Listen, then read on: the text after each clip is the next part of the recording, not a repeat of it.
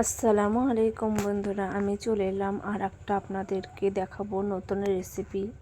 তো আমি এখানে আজকে বানিয়েছি আলু পোস্তর রেসিপি। তো আলু পোস্ত কিভাবে বানাবেন আমি সেটাই আজকে আপনাদেরকে শেয়ার করব। আর আমাকে যারা সাবস্ক্রাইব এখনও করেননি তাদেরকেই বলছি, আমার চ্যানেলটা নতুন, আমি নতুন খুলেছি। তো আপনারা যদি সাপোর্ট না করবেন তাহলে আমি আগাতে পারবো না। তো আপনাদের সাপোর্টের অনেকই দরকার, সেই জন্য বলছি আমাকে সাপোর্ট করবেন। আজ আমি দেখাচ্ছি আলু পোস্ত। তো আলু পোস্তর জন্য এখানে আমি 100 মতো পোস্ত নিয়েছি। তো পোস্তটাকে প্রথমে একটা বাটিতে দিলাম। তারপরে আমি ওর মধ্যে দিয়ে দেবো সামান্য জল। জলটা দেওয়ার কারণ হচ্ছে, এখন জলটা দিলে পরে 1 ঘন্টা পর আমি ওটাকে ব্লেন্ড করব, তাহলে একটুকু নরম হবে, সুবিধা হবে। আর এখানে নিয়েছি আমি আলু আমি নিয়েছি 300 মতন আলু নিয়েছি। তো আলুটাকে এরকমভাবে সাইজ করে নিয়েছি আমি। তো ওটাকে ভালোভাবে ধুয়ে ওটাকে আলাদা করে রাখলাম। এবার আমি পোস্তটা দেখছেন 1 ঘন্টা পরে এলাম আমি। 1 ঘন্টা তো দেখানো যায় না, সেই জন্য আমি 1 ঘন্টা পর এসেছি এটাকে ব্লেন্ড করার জন্য। তো আমি এবার এই ছাঁকনি দিয়ে এটা ভালোভাবে ছেঁকে নিয়ে আমি ব্লেন্ড করে নেব।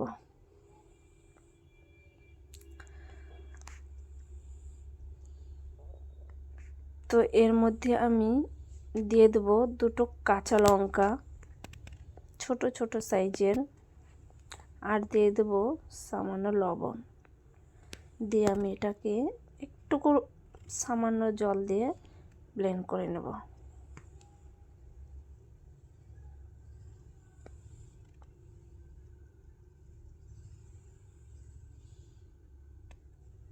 এই যে আমি মিক্সিতে ব্লেন্ড করে নিচ্ছি।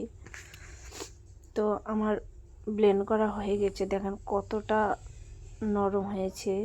এরকমভাবে নাও আপনারা যদি 1 ঘন্টা না ভিজাতেন তাহলে হয়তো হবে না। 1 ঘন্টা না ভিজালে এটা ভালো হবে না। আপনারা শিলে করতে হবে, আপনাদেরকে শিল নোড়ায়। সেই জন্য আমি ওই রকমভাবেই করেছি। এবার আমি একটা কড়াই বসিয়ে দিয়েছি।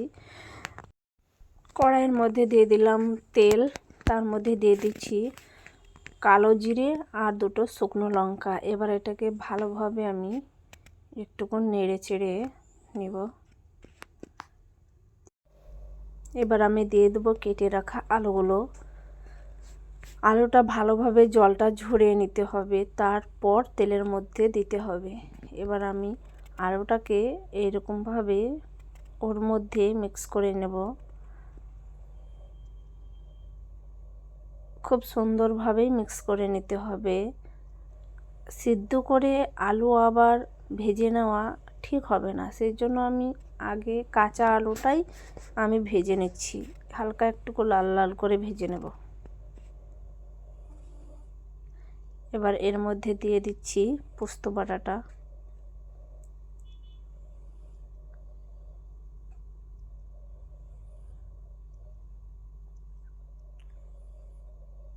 তো দেখতেই পাচ্ছেন। এবার আমি এর মধ্যে একটুকু সামান্য জল যে ব্লেন্ডে লেগেছিল সেটাই দিয়ে দিলাম। তো এটা ভালোভাবে ওর মধ্যে মিশিয়ে নিতে হবে যাতে লেগে না যায়, আর আঁচটা একটু কমে দিতে হবে।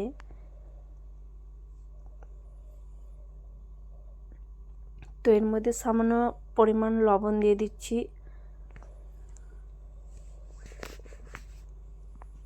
আর একটুকু সামান্য চিনি। চিনিটা আপনারা দিতে পারেন, নাও দিতে পারেন। তো এটা ভালোভাবে আর একবার মিক্স করে নেব। মশলাটা ওর গায়ে ভালোভাবেই লেগে যাবে। আর আঁচটা আমি বারবার বলবো যে কমিয়ে রাখবেন, যাতে তলে না লেগে যায়। তলে লেগে গেলে কিন্তু যে গন্ধটা আসবে সেটা ভালো আসবে না, সেই জন্য। এবার এর মধ্যে দিয়ে দেবো জল। আমি এখানে 1.5 কাপের মতো জল দিয়েছি। জলটা আলুর পরিমাণ সাইজ করেই দিয়েছি। এবার আমি ঢাকা চাপিয়ে এটাকে সেদ্ধ করে নেব 20 মিনিট। তো দেখতেই পাচ্ছেন আমি 20 মিনিট পর ফিরে এসে দেখলাম তো আমার সিদ্ধ হয়ে গেছে, খুব সুন্দরভাবেই হয়ে গেছে সিদ্ধ।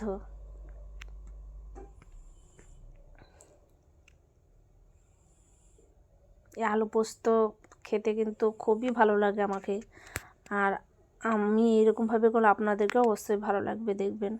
এবার এর মধ্যে আমি দিয়ে দেব 4টে কাঁচা লঙ্কা। এটা আমি 2 ফাঁক করে দিয়েছি, কেটে দিয়েছি, তাই মনে হচ্ছে যেটা গোটা গোটা 4টে কিন্তু না।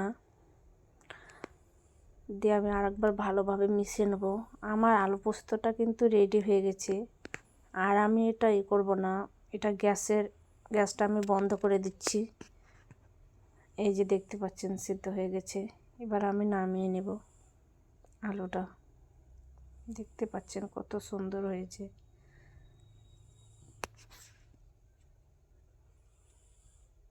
এবার আলুটা আমি নামিয়ে নিচ্ছি।